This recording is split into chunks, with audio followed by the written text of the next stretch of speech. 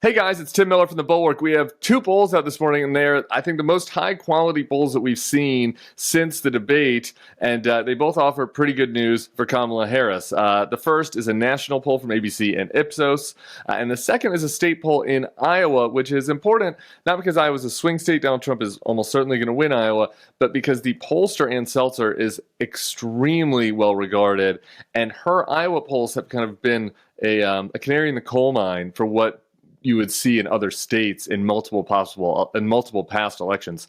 So let me just go through these one at a time. The first poll from ABC Ipsos, with among likely voters, it has Kamala Harris at 52 and Donald Trump at 46, 51-46 among registered voters.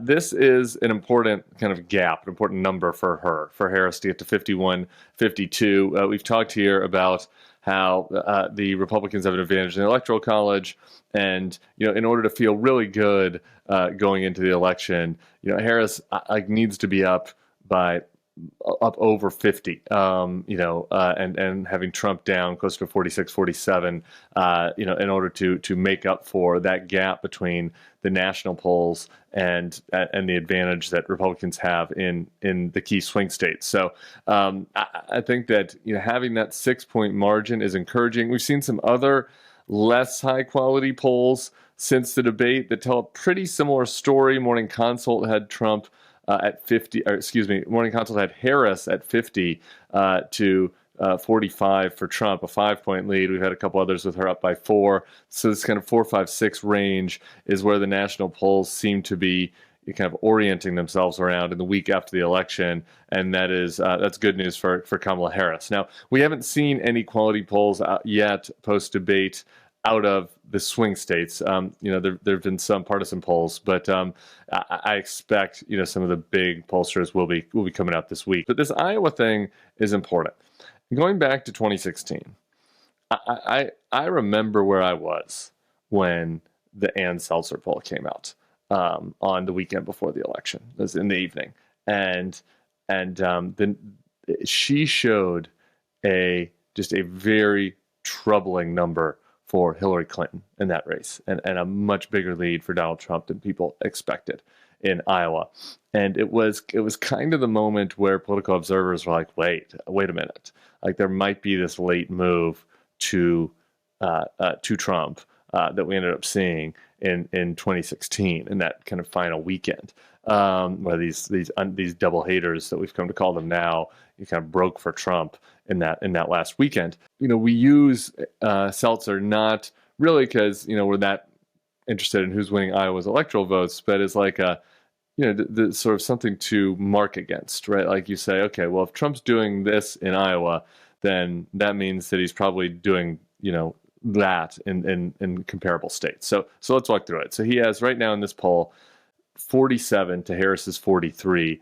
She was polling RFK at 6, so that creates a little bit of a kind of margin of error here. But the previous poll had Trump up 18 over Biden in June 17th.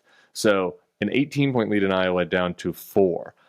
That is dramatic movement, needless to say, to the vice president. And the other number to keep in mind is that in 2020, Trump won Iowa by about 8. If we're rounding, it was about 53 to 45. So if he's only up 4 now, and he won by 8 in 2020, like that would signal a shift, again, potentially by about 4 points to Harris, and it would signal that shift in a state that's pretty white. So like demographically, a state that's quite similar to the parts of Wisconsin, Michigan, Pennsylvania that she's going to need to do well in. Obviously, Iowa's a red state because it doesn't have the big cities, and the black voter population that you have in Milwaukee, Detroit, Philly. But the kind of the demographic comparison of these sort of upper Midwest non-college whites in a state that over-indexes on that, on Iowa, for Trump only to be up by 4 is a major red flag for him.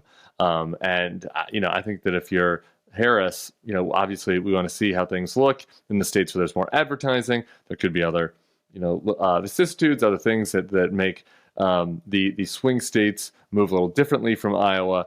But the Seltzer poll is just so much better than the quality of polls that we've seen in these other states, and that she's been so on the nose that it's worth just kind of looking at that and getting a sense that, okay, if she's in the ballpark there and Harris is within, whatever, say 4, 5, 6 points of Trump, that puts her ahead of the Biden trajectory from 2020, which was obviously a winning trajectory. So great news for Kamala Harris out of Iowa. We'll continue to keep an eye on numbers coming out of the 7 key swing states as the week goes on. So make sure to subscribe to the feed, and we'll be seeing you soon. Peace.